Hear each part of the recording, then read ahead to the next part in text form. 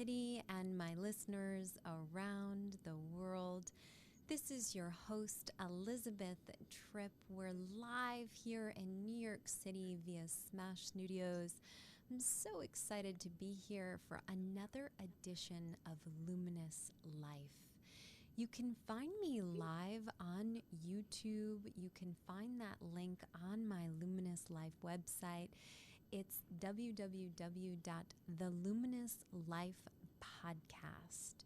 You can also click on my bit.ly link, which is bit.ly/Luminous Life Podcast, and you can tune in and be a part of this special broadcast every Wednesday at 7 p.m.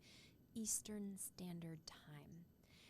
And I'm just so looking forward to tonight's podcast. It's just such a special offering that I've brought to all of you, and something that I feel really passionate about. And I have just a beautiful guest that's going to be joining us. And before I introduce her, I want to share with you, in case I have some new listeners who are just joining us, or people who have been with us on this journey for some time, and from my Nourish the Soul podcast, and are tuning into Luminous Life, really what the core fundamental aspects of the podcast are. And what I love to do, what I love to create in this journey of luminous life, is I love to bring the trepidations of life, our life experiences that we have gone through that have been challenging, or that have felt painful, or have brought some sort of obstacle into our existence. And I love to allow ourselves to begin to see those experiences, those trepidations, as opportunities for us to really activate our true and authentic self. Really for us to start to explore the deeper meaning of life and why we're here and for what reason. How these are gateways into ourselves and access points to greater understanding of who we are fundamentally at our core. And so I invite guests, people who have in themselves, in their own experience, had trepidation that they've actually come face to face with, that they've looked in the eye and unraveled, and saw the limitations that these experiences and holding on to these feelings and thoughts as a result that came up for them have not allowed them to step into a space of expansion and purpose and true well-being until they actually got to the bottom, the root of it. And as the result of that, they've been able to then transform their life, and now are shining a bright light onto the lives of others. So that's the kind of people that I love to interview, and I'm so excited that I have a very special guest who's just exactly what I am describing. And before I get to introducing her, I want to thank you all for coming along. It's just such a blessing to be able to be sharing my message. So I want to thank you for tuning in and really coming to this space and listening to the words of wisdom from the universe, because something else that I like to bring into the podcast is spirit. And so I am inviting spirit to join us this evening and to come through me, to really work through me and allow myself, as I open space to receive it, to be a clear channel for my guest and myself to hold space for a really powerful discussion, one that both you need and my guest and myself, and to just make this a podcast of magic. So thank you, Spirit, for joining us and being a part of this special broadcast. And with that, I want to invite a very, very special woman.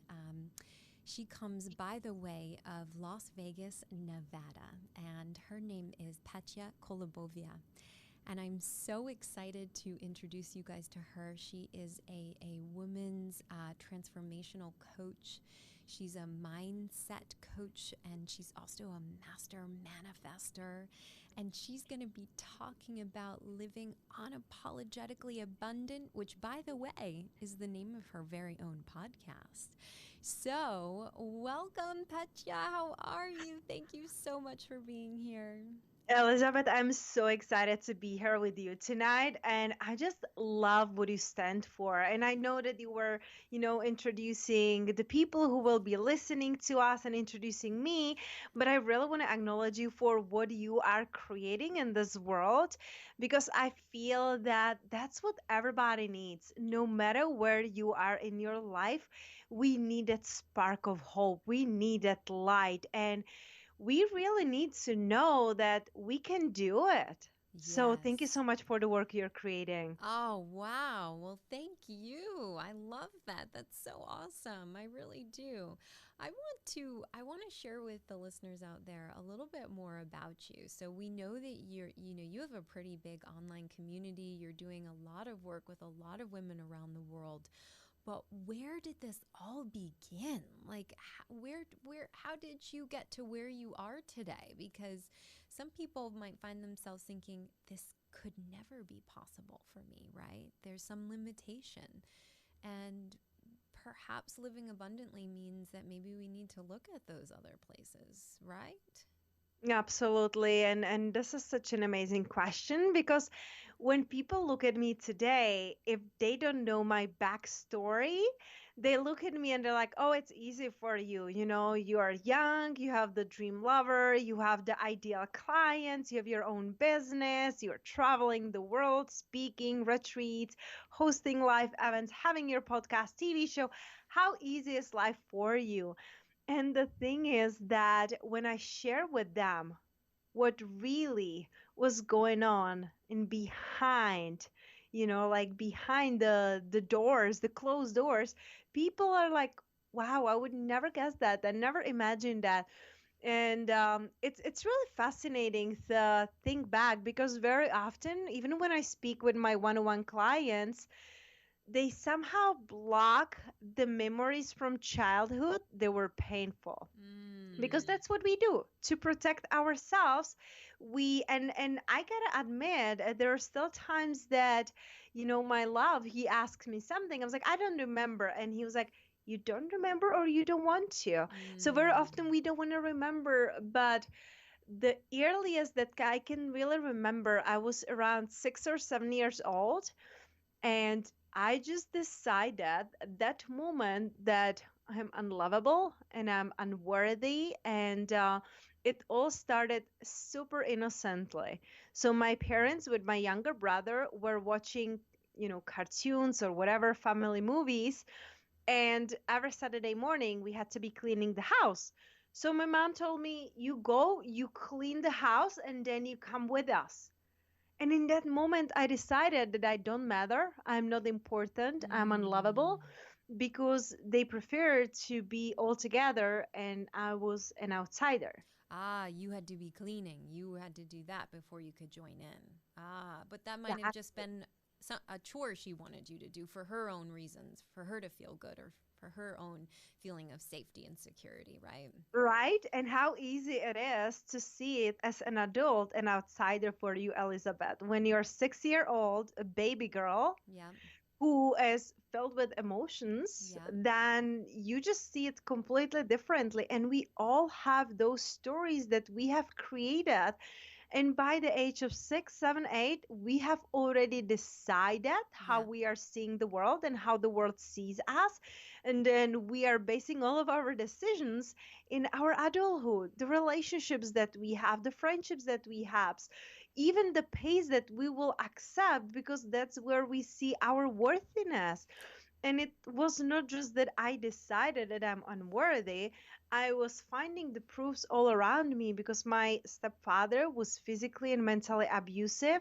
I had to be perfect and clean perfectly and do things perfectly, or otherwise I will get beaten up. Mm. So all that just created the reality for me.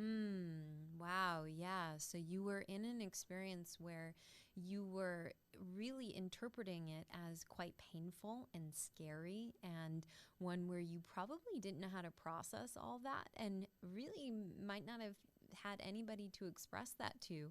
So, what does a little baby do or a little girl do? Well, she starts a story with herself, right?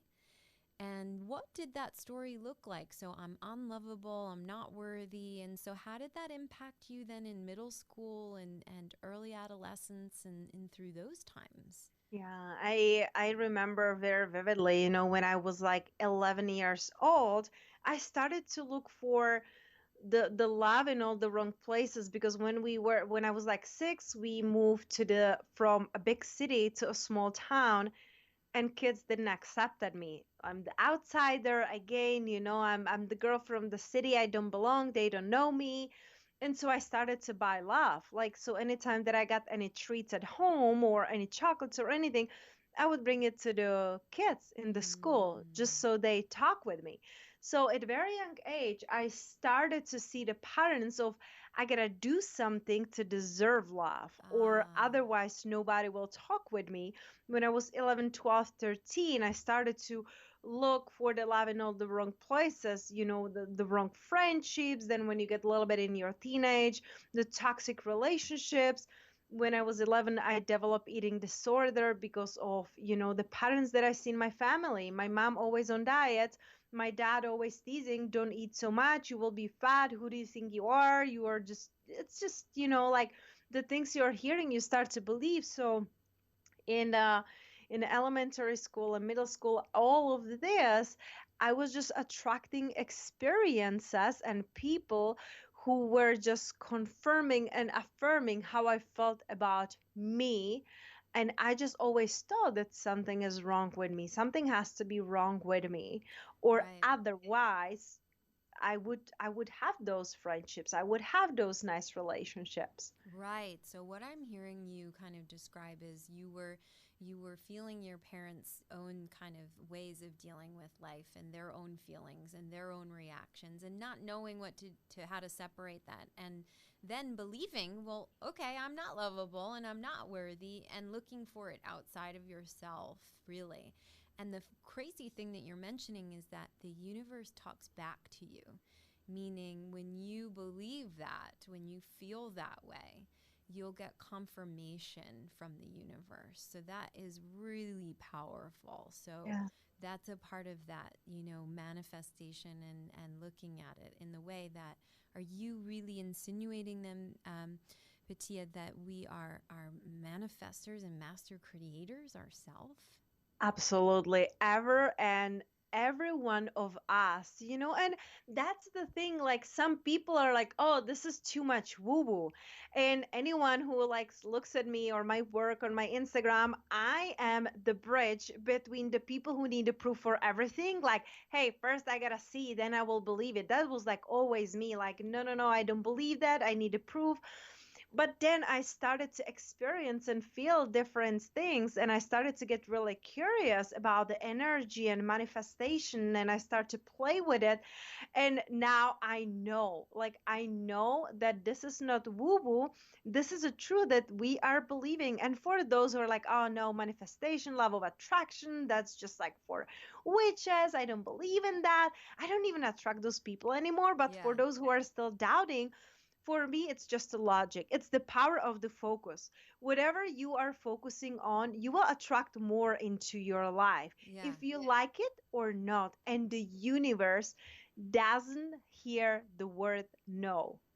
So Ah. whatever you say, like, oh, I don't want to crash into the tree, I don't want this guy to look at me, I don't want this person, talk with me, I don't want my boss to see me that I'm not working. It doesn't matter. All that the universe is going to hear, it's I want this, I want this, I want this, I want this. I don't So want is actually calling what you the more of what you don't want, right? exactly, it's like a self-fulfilling prophecy. So when, there is a saying that I used to believe to my core when I was young and when was growing up. There's a saying that you attract who you are. So people are just your mirror. I'm like, oh my gosh, I gotta be like, what did I do? It must be karma. I did bad things.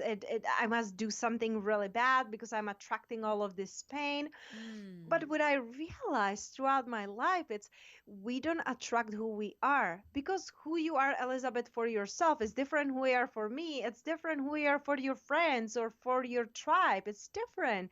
So we cannot be attracting who we are. But what I do believe is we attract who we believe we are. And I Ah. believed I'm unworthy, I'm unlovable, Mm-hmm. and I have to always do things. I have to always prove others. I always have to be pleasing others. And so many women are suffering with people pleasing because we think that just the way we are, it's not enough. Mm. So I know we are all manifestors and we're bringing in all the energy.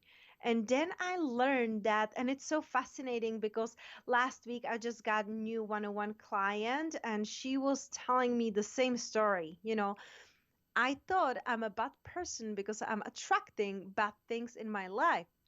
And what Mm. I told her, because what I learned in my journey was we don't attract bad things because there is not good or bad. It's just really perspective. It's all Right. neutral. There is Right. one thing that happens, you will think it's a tragedy. I will think it's an amazing Yeah. opportunity, you Right. Right. know? Mm-hmm.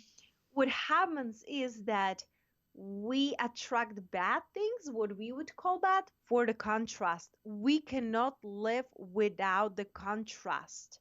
Okay, I If love that. And so just to pause you there, why do we from our soul need contrast then? Why did little you need that upgrowing in the experiences that you had? Why? Yeah, because I wouldn't be who I am today. And some souls come to this world because they are really eager for a big contrast so they can create a big mission.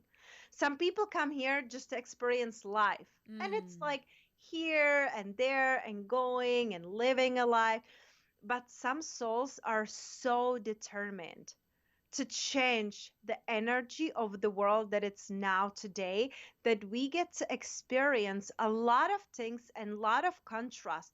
If I wouldn't experience, physical abuse, mental abuse, toxic relationship, really feeling unworthy, people pleasing, hurting my body, going through 18 years of eating disorder, how could I have so much love and compassion for other women who Yeah. are still suffering and wearing the masks and really not living to their fullest potential? And the thing is, you don't have to, like, some people think that they have to get to the rock bottom Mm. to Mm-hmm. turn around. And that's not true. Sometimes we're just wearing a masks, pretending that everything is okay. And that's the biggest pain of our lives because deep, deep inside, I know that every single one of us knows we are meant for more than just what we are currently experiencing because it's safe, because it's comfortable, because it's not that bad. Right, right. And in some ways we find those escapes like asking people to love us through gifts or candy or affection or stuffing in our feelings through food or restricting ourselves to not feel that we keep those masks on and then we get to a point in our life and we start going, well, why don't I feel good and why aren't I happy and what am I doing? And so did you reach like a certain point then at a certain time period where you started asking yourself those questions? Absolutely. So, little fast forward from, the 11, 12, 13. When I was 18-year old, it was just like in May. So my birthday it's on April, on May, end of May, June, and in June, my stepfather beat me really bad. Mm. And that time I just packed my backpack and I took what would be worth right now here like $3 US Wow. dollars in my pocket and I just run away. I run away from home, and that means that my mom stopped talking to me because she was upset that I left home. Mm. And I ran away with a boyfriend who, not surprisingly, was very similar to my stepdad. Mm. He was very mentally abusive. He wouldn't like beat me, but he would like pull my hair, throw me on the floor, so things that other people wouldn't see. Right. And very mentally abusive and jealous and possessive. And it was crazy when I look back. Right. But I just thought that that's normal. That's how it's supposed to be, you Right. know? So I was just listening to him. And then it got to the point that I got so desperate that I just eating disorder, being withdrawn from my family that were judging me because I run away from family. How could you do that to us, you know? Right. Right. And I just didn't want to live. I really didn't want to live. I'm like, if this is it in life, I don't want this. And Mm. so I overdosed on sleeping pills, drink wine, took bunch of like everything I found at home, but mainly it was sleeping pills. Mm-hmm. However, that day, my boyfriend, he used to work on construction, Mm-hmm. Mm-hmm. and he came home earlier because the machine broke. They couldn't work. So he came home 3 hours earlier, and he found me, and I Wow. found myself in a hospital. So Wow. Talk talk about the about coincidence, spirit right at divine work. interventions. Yep. Because if he would come at normal time, and usually it's like he comes later, because he talks with coworkers, Mm-hmm. I wouldn't be conscious anymore. And I Wow. would be already like, like 6 5 hours that I already took all the pills. Right. So I found myself in a hospital, and then back to the like regular life, faking it that everything is okay, and just wearing the mask. I was with him for another like 6 months, then I separated myself, and then I felt like I start running from myself, running from feelings, building the wall, still buying the love and paying for all of my ex-boyfriends everything I could, and Right. traveling the world, Spain, London, where I lived, and I got a scholarship here in the United States, and it was a huge cultural shock for me. So I came here because of school. So I got my college, then in with the time I got my bachelor and I got my master's in business. Wow. Yeah. But I got here and I was like very ambitious about school because I was thinking, like, how we sometimes have that feeling that when something happens, Yes. everything will be suddenly okay. So Yes. when I have my six pack, when I lose the 10 pounds, when I have the ideal relationship, when Yep. I finish school, girl, We I put lived in a conditions. wetland all my life. And it's so painful. Like when I look back, like when I achieved this, when I achieved that, and I Yeah. did all the crazy things, like, I did everything right. I did everything by the books. I did the school. I was in a corporate job. I was doing fitness competitions, like everything on the outside looked great. And on the inside, I was dying Yeah. because I felt unfulfilled. I felt empty. I feel alone. I feel ununderstood because, when people look at me, they think that everything is perfect. Right. You have a job, you are in relationship. I got married with someone back from our country that I knew for many, many, many, many, many years. Like we knew each other for like 18 years. Mm-hmm. And it was just like out of the comfort, out of the known, and then like almost 3 days before wedding I almost call it off because I'm like, oh my god, he's behaving like my dad. Not surprising, right? I still didn't change. If you don't change, you will still bring the same experiences, same feelings, just different places, different faces, And and do those things ever really fill us up, like when we say when this happens or if this happens, Oh, then I'll never. be happy, then I'll Never. feel loved, then I'll feel good, right? It's like postponing your happiness, and the thing is that doesn't matter what points you get into, you want more and you want the next. Mm-hmm. Like if I want to be making $10,000 a month, okay, I got it, great, next 15, 20. You get, I got it, I got my college, okay, next bachelor, okay, I got my bachelor, now I want my master's. And I was thinking like when I get my master's everything will change, Right. and I was still miserable. And the worst was that I couldn't share this with anyone. I'm so Mm. grateful because this is like 8 years ago. I'm so grateful for the podcast today, for social media, using it the right way, Yeah. like really looking for the inspiration instead of comparing yourself with others.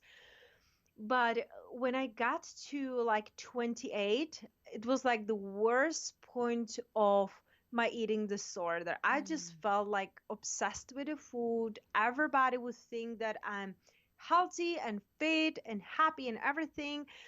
And I just felt so ashamed and guilty because on the inside, it just, I didn't want to be here. And I just got to the point again where I didn't want to live. I'm Mm. like, if this is it to life, I don't want this because no matter what I do, no matter with who I am, I feel empty and alone. So you felt like probably fake then in some ways, right? Not authentic. Like everyone, Absolutely. and I can relate, like, thinking everyone thinks I'm so healthy, but in behind doors, maybe I'm like stuffing cookies down my, in watching TV, and or over drinking. that lots of women are doing that though, right? Oh, we are, because we are suffering quietly. We are like the culture back in Europe, it's like you gotta suck it up. Mm. You just gotta suck it up. You don't complain. You take care of your family. You take care of your work. You take care of the house. Everything has to be clean. You has to be cooked. It has to be perfect. And then maybe then you can put your feet up at night if you have a time for that. There's no self care. Maybe now because I left Europe. Wow, what is it? 15 years ago, Yeah. but I still see that the small mindedness of like I gotta please everybody, and then maybe I will deserve piece of me.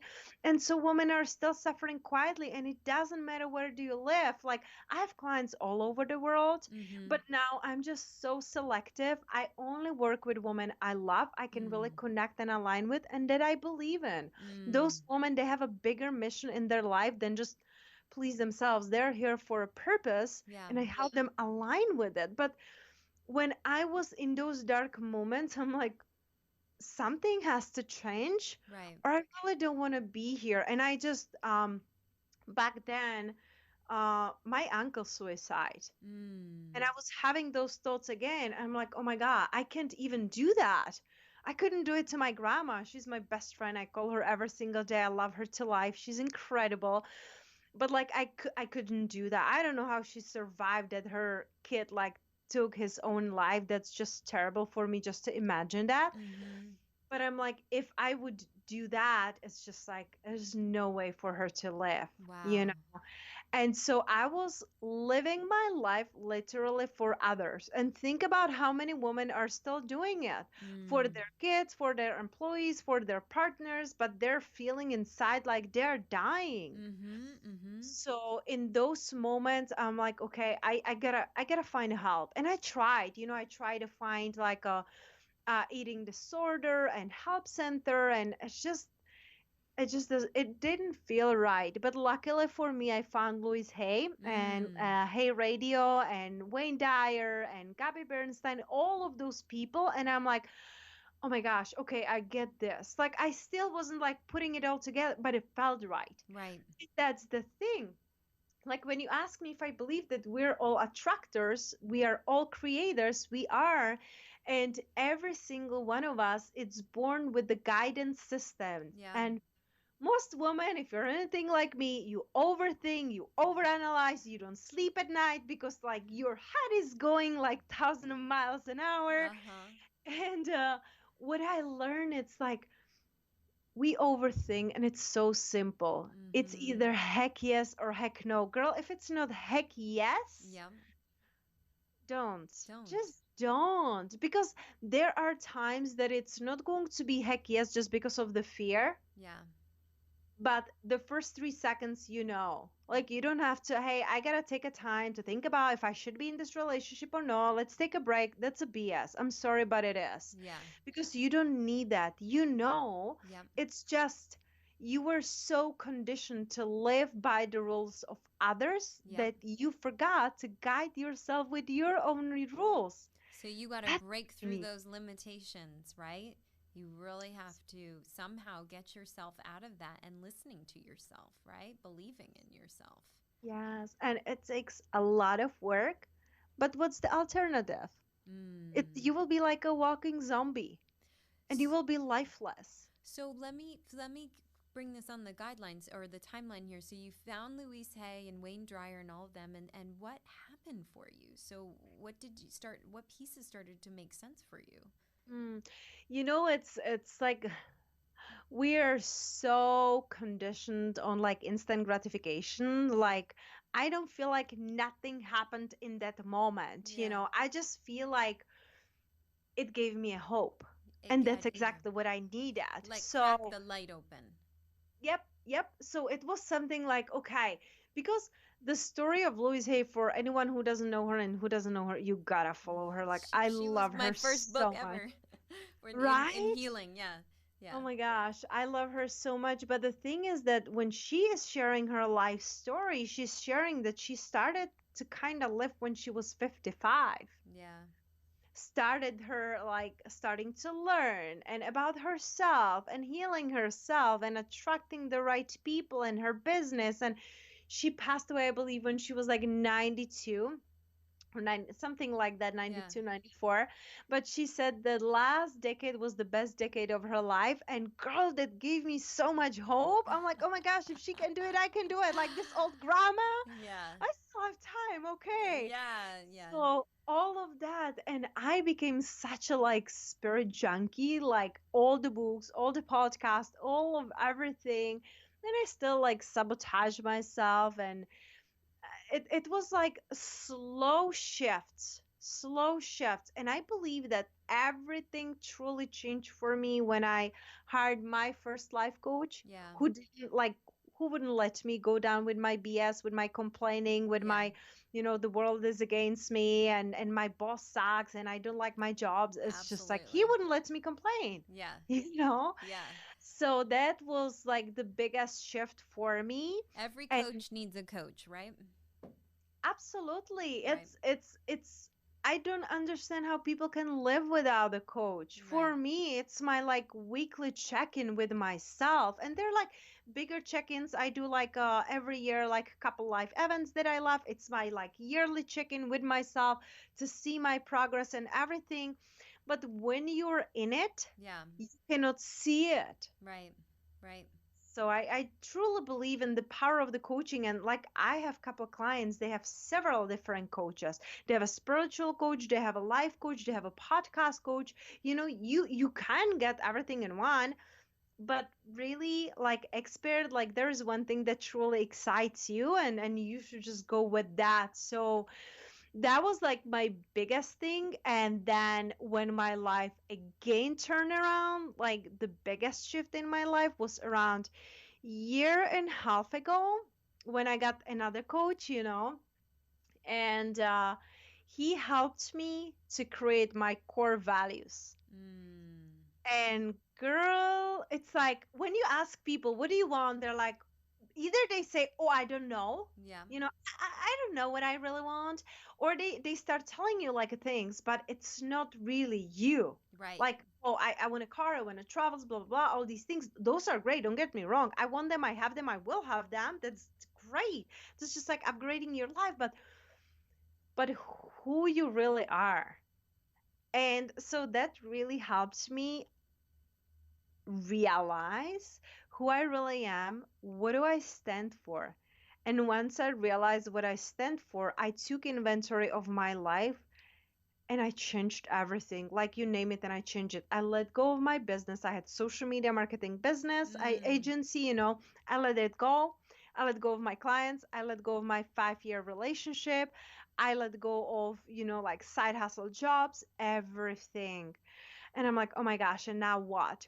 But the thing is that when we are saying yes to the things that are not heck yes, Yeah. that really don't align with who you really are, the universe, the God, the source, whatever you believe in, cannot bring you the best for you Right. because you're so busy Well, your living mind, mediocre. yeah, your mind is in complete, all different kind of places, right? You just can't focus on those bigger things. And I love how you're saying, like, you got straight with yourself about who you are. So I want to give you a couple, just a second here or a minute to tell us who you are then. So who are you at your core? What do you believe in? What do you stand for? Hmm. It's I truly believe that I'm a love and light. Because when we are truly living and deciding based on love instead of fear, and when we're unapologetically shining our own light, Yep. we allow others to do the same. And I just love that. Because the thing is that when I became unapologetically myself, and it's not meaning like being mean or like I don't care about anybody else, but when I embrace who I am and what I love, the people around me are drawn into that Oh, energy. I love it. I'm drawn in right now just hearing you talk. I love it. I love it. I love it. Your love and light. That is the most beautiful thing that anyone could describe themselves. That's Yeah, so because beautiful. We are wearing so many masks, Elizabeth. If you ask me, like, who am I can give you all my titles. Like, Yeah. I'm a mindset coach for women, I'm podcaster, I'm TV show host, I'm a live event organizer, I'm a retreat host, all of these things. I'm a girlfriend, I'm a lover, I'm a daughter, like all of these things. But in my core, I am truly love and light. And that's all that when we strip everything, all of that it's like expected from us, up to the clothes we are wearing and everything. And don't worry, I'm not taking it off. That's a Sure, different we get a lot more conversation. listeners. But the thing is that that's who we truly are in the core. All that energy, it's just love and light. You gotta allow yourself to shine. And your light is different than mine. And that's the thing that, like, year and a half ago when I did that, I did attracted my dream clients. I attracted my dream lover who treats me like a queen every single freaking day. Every day it's like a honeymoon. And it's because I decided I'm not going to settle on the things that don't align with my core values. Right. And when you do that, you start attracting the people who are aligned with the same. I'm so selective who I work with one on one, because the time it's the only one thing you cannot ever give me back. Right, right. That is absolutely true.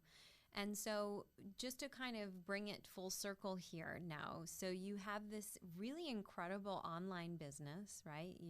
You reach women exclusively, right? So just tell the listeners that what you do and who you reach, and also how they can, follow you and be in touch with you. So just share with us that information. Yeah, thank you so much for asking. Like, you can tell my favorite place it's on Instagram, because that's where we met, and I just Yes. love it because I am just like, I don't spend so much time on it, so I'm very intentional about who do I speak with and who I engage with. Yeah. And the beautiful thing is that the universe always brings the perfect people at the perfect time. So Instagram, it's my favorite place to hang out, and it's Yeah. just my name, Petia Kolibova. And also my podcast, Unapologetically Abundant. That's Where where can they find that? iTunes? everywhere, it's Okay. everywhere. Like, you name it, it's there. It's a Stitcher, Spotify, iTunes, YouTube, everywhere. Like, I'm just like all over the place. Good. You're unapologetically abundant. Exactly. And that's the thing, like, once I really embrace who I am, the women who are still playing it small, who are still numbing, who know that there is more in life, they start to reach out to me. And it just became so easy for me, just sharing my journey and empowering other women to really live a life of impact, because that's what we really want. No matter what, you want to create impact and legacy. For some women, it's just like, I want to be the best mom as I can, but I'm truly attracting, the coaches, the world changers. I have an architect, I have a fashion designers, wellness coaches, but all those women, their biggest desire is change the world and create a life of purpose, and really life by design. Like, stop saying Mm. yes to the things that are not heck yes. and Uh-huh. and I love that. I created a beautiful tribe of super supportive women. I have a free coaching, like a Facebook group. They Yep. can go. It's called From Corporate to Coaching. That's another of my free resources. Yep. And also for the women who are not ready to like step up and invest in themselves and work with me one on one, I have a special like group coaching that I'm Yep. hosting, Oh, cool. and it's called Rise and Thrive. So people Ooh. can just DM me for the information, or I can share the link later. But it's 6 weeks online masterclass Uh-huh. where women really learn how to be unapologetically themselves, build a core foundation about who they really are, Uh-huh. and really rise above their limiting beliefs and thrive in life. Because, Elizabeth, we didn't came here just to get by, just to survive, Yeah. just to go like from day to day, which most of the people are doing. It's like walking zombies. Ah, I am here to breathe the light and life into women. So I that's who love I am. it. So as we wrap up, because we're up on time here, I want you to give me like a couple sentence that would describe to you what it means to live unapologetically abundant. So what does that mean to you? Like a couple of sentences. What is that meaning to you? So, unapologetically abundant is just truly embracing who you are, what you believe in, and creating a life that it's inspiring others. And what does one truly in like one sentence have to do in order to be able to start that journey? Say yes to yourself, whatever that means to you. I love it. I love it. I love it. I love it. This is awesome. What a great interview with you. So, so, so cool. I think we covered a lot of really amazing content and information. I'm certainly going to put up your social media handles, your Instagram. I'll put a link up to that Facebook page so that listeners out there can check you out and certainly start following you. Thank you so much for being on the Thank show. you. I Yeah. appreciate you so much. And again, I will repeat myself because sometimes, the repetition it's how we learn. You're incredible and I truly love the work you're creating in Thank this you. world and it truly matters because sometimes it takes just like one message that Yeah. can change people's lives. So thank you so much for everything you're doing and for having me. This was a lot of fun. It was. And I want to say ditto back to you. Thank you for being unapologetically you and really such a strong, strong mindset and really just really beautiful messaging about why we're all here. So you're a soul sister for me. I love it. I'm sure we're going to connect again. And you have an awesome, awesome night in Las Vegas, Nevada. We're all dreaming about what goes on over there, right? So enjoy. And we'll talk soon, Yeah, okay? thank you. Bye. Bye.